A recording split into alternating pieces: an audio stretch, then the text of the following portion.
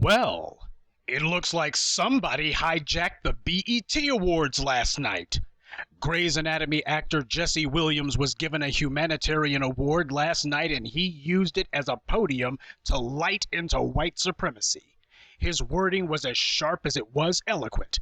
Tamir Rice was the victim of a drive-by shooting, and Rakia Boyd's family can draw no solace from being told she and black people in general are better off now than 200 years ago. The entirety of his acceptance speech can be seen on BET's website. Viacom, who has never censored BET Awards footage before, has been on a tear taking this video footage down anywhere else it appears online. I think it was his remarks about how black people need to stop working themselves to death just to get a brand on our bodies, brands like BET, that offended them. And while I listened to this young man deliver the indictment against white privilege and white supremacy, I couldn't help but think, what a disgrace it is that there are black people who still defend that boot-licking clown calling itself a president, that empty suit who has been a shameless apologist for white supremacy. What a shame it is that Halle Berry and Viola Davis, when they got their awards and had a podium and a platform from which to speak, instead decided that they would hyperventilate and beg white people for acceptance.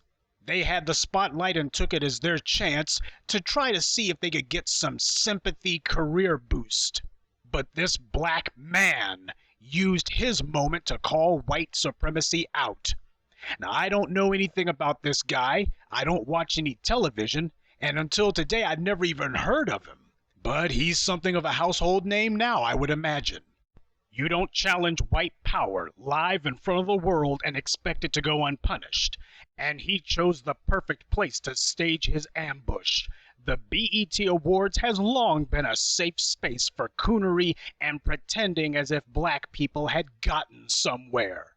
As black people, we always let the bougie, hand-picked Negroes who the dominant society put a few pennies in their pockets tell us not to buck the system because you'll ruin it for everyone. We're being degraded daily, impoverished constantly, slaughtered nonstop in the streets, and they want us to hold on to that? It's the same old con that they've pulled on black people for half a millennium. You're better off now than you were in the 60s, they say. Well, in the 60s, they said blacks were better off then than they were in the 30s. And in the 30s, it was better off than you were in the Red Summer of 1919. And before that, they said better off than you were during the Great Migration of the late 19th century. And before that, better than you were during slavery. And during slavery, they said, you're better off now than you were in Africa when you were free. When you hear anyone tell you not to rock the boat, you better keep in mind that's the con they're pulling.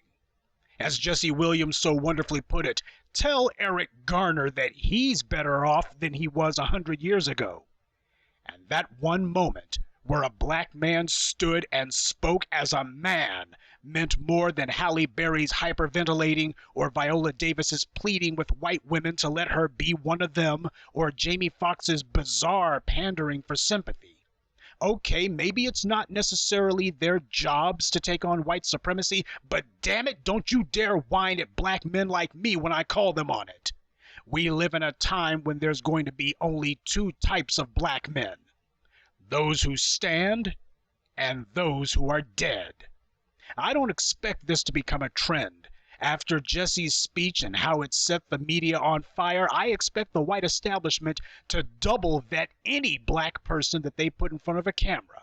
When you challenge the merchant class, that's a declaration of war in terms that the white establishment understands. When you discourage the obsession with consumer culture, you're telling black people to stop feeding the machine that's grinding us into dust. So I salute Jesse Williams.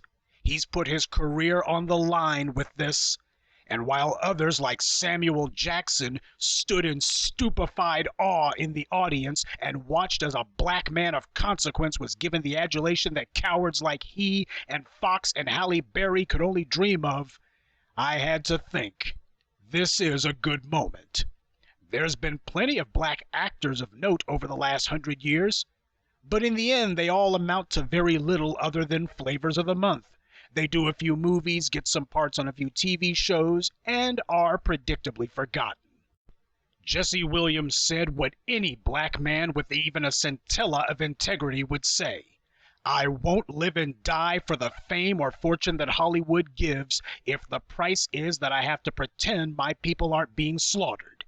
The only times black people have ever gotten what's ours is when we demanded it, when we rocked the boat, when we made it clear that it's not all right and we won't allow business as usual.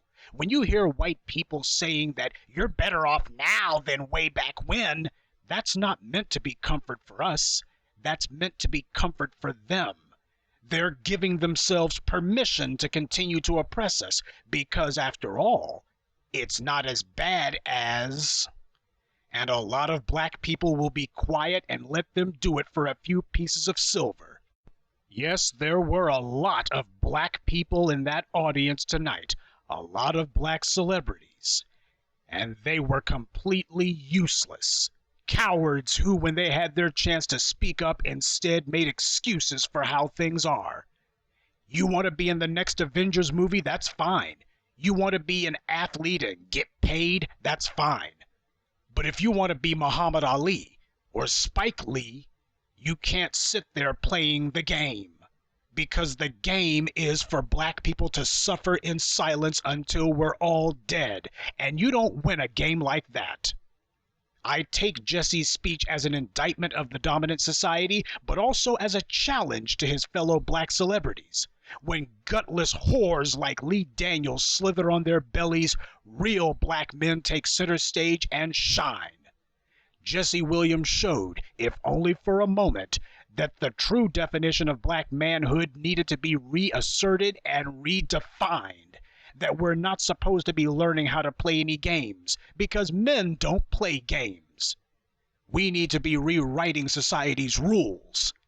Now you can either keep your head down, not say anything, so that the good white folks will feel comfortable around you, or you can step boldly across their line. Because that's where greatness lies.